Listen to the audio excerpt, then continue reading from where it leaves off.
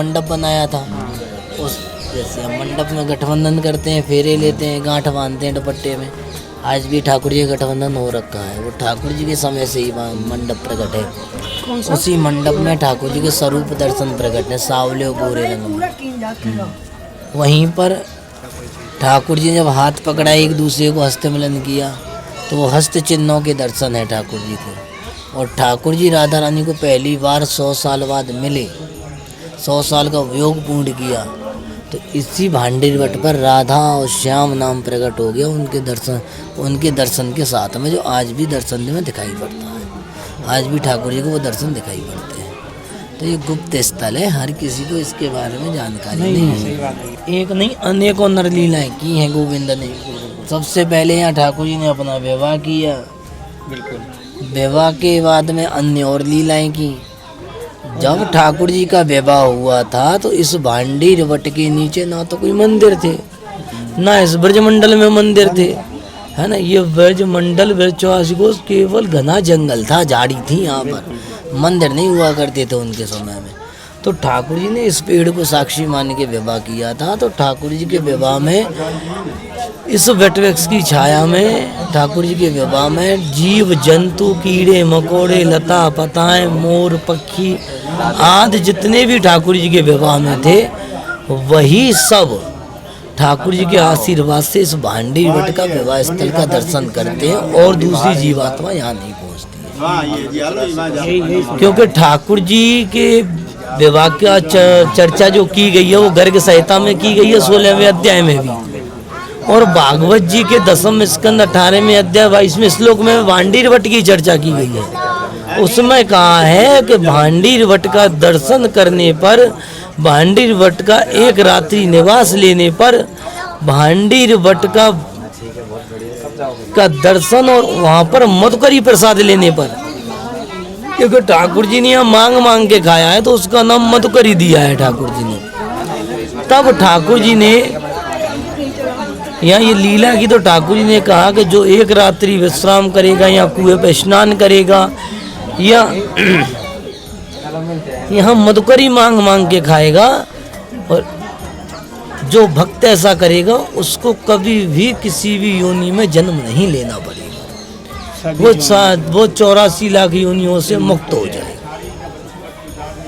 तो राधा रानी ने कि प्रभु यहाँ तो बहुत भक्त आ जाएंगे, हमारे मिलने भी हलचल आएगी, हम मिल कैसे पाएंगे जब इतने भक्त यहाँ हो जाएंगे।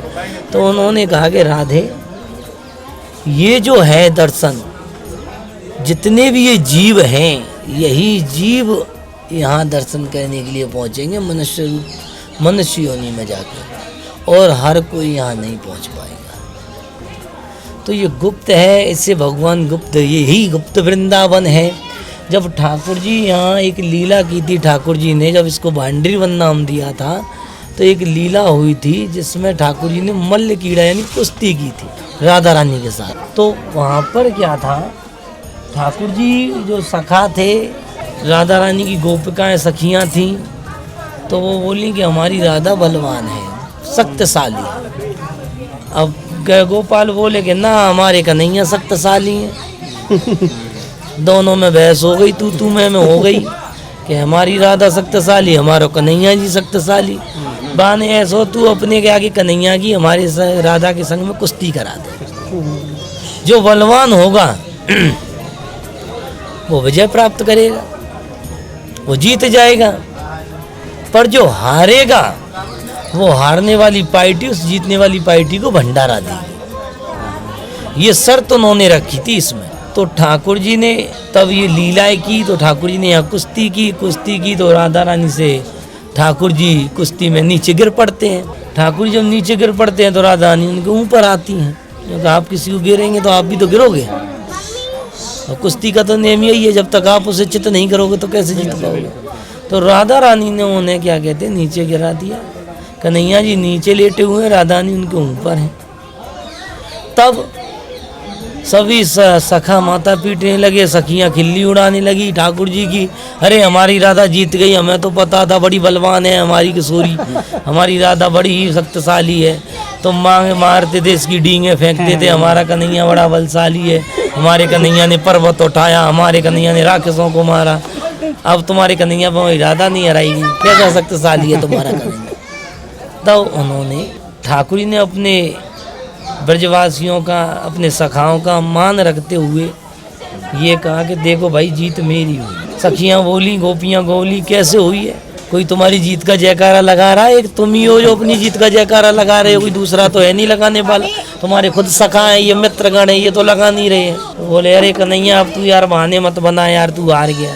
अरे बने नहीं मेरी जीत हुई। बता फिर कैसे तेरी जीत हुई? उन्होंने कहा जो देखो जो हार जाता है वो अपना सिर झुका के चलता है या उठा के? तो सभी गोपिका बोलेंगे वो तो अपना सिर झुका के चलेगा, हार गया तो उठा ही नहीं पाएगा। वो जो जीता हुआ व्यक्ति होता है वो उठा के चलता है या झुका के? वो तो अपना सिर उठा के चलेगा, उसकी तो जीत हुई है, जीता है। तो मेरा मुख देखो ऊपर की तरफ और आधा का नीचे है, मेरी जीत हुई है। ठाकुर जी ने अपनी जीत तय कर दी कि हम ही जीते हैं। वहाँ बजाओ ताली, बनाए जीत गए कन्हैया जी, जीत गए, सब ताली बजा रहे हैं। अब गोपियां उदास, बहाने इसका भंडारा देने का नंबर आया तो अब ये बहाने लगा रहा है।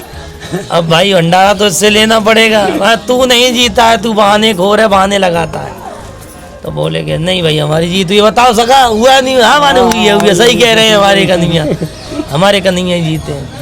तब ब्रज गोपिकाओं ने राधा ने कहा कि तुम छलिया हो, हम जानते हैं कि वो छलिया ने छला छल निश्चल थे, है ना, और छल को ही एक प्रेम प्रतीक बताया। और राधा ने श्याम को ऐसा बनाया कि श्याम ने राधा को राधा बनाया, है ना। तो दोनों ही एक है, एक रूप है, दोनों स्वरूप दो दिखाए हैं ठाकुर जी को। राधा का अलग स्वरूप दिखाया, कृष्ण का अलग। एक प्राण दो देही ऐसे परम सने ही। तो ये दोनों तो एक ही हैं। कृष्ण कह लो तब भी राधा मिलेंगे, राधा कह लो तब भी कृष्ण मिल जाएंगे, एक ही मिलेगा, दो तो नहीं आएंगे। लो भैया हम चल के आ गए, क्योंकि है ही एक है। तब ठाकुर जी ने कहा कि भैया तुम ऐसा है ब्रजगोपाल नारायण मत हो, हम तुम्हें खिला देंगे, चलो भंडारा। अब बोले ब्रजगोपाल तो हम तो बना के ही ना लाए भंडारा, कहाँ से खिलावेगो इनको? तो गोपियन से बोले आज तुम अपने भंडारे उधार दे दो, हम मैया से बनवा देंगे तुमको, जाओ हम तुम्हें खिलवाएंगे, जहाँ हमें दे दो। तो ठाकुर जी ने जो ब्रजगोप का भंडारा लगा के लाई थी पाने के लिए, वही भंडारा ठाकुर जी ने यहाँ वितरण किया, प्रसाद बांटा, भंडारा किया। तो राधा रानी उस भंडारे से बड़ा प्रसन्न हुई। बोले कि आप त्रिलोक के स्वामी हो, संचालन करता हो, सबको अन्न देने वाले हो, आप स्वयं अपने हाथों से आज भंडारा भोग प्रसाद बांट रहे हो। आज से इस भंडारे से ही ये जो स्थल है ये भांडीर वन के नाम से जाना जाएगा। बोलो राधा राधा। और ये जो वृंदावन है वो गुप्त वृंदावन, इसका हर वक्त दर्शन नहीं करेगा। इसका जो दर्शन करेगा, एक रात्रि निवास करेगा, वो पलम गोलोक धाम को निवास करेगा। तो इसलिए यहाँ हर वक्त नहीं आ पाता। आज भी ठाकुर जी के दर्शन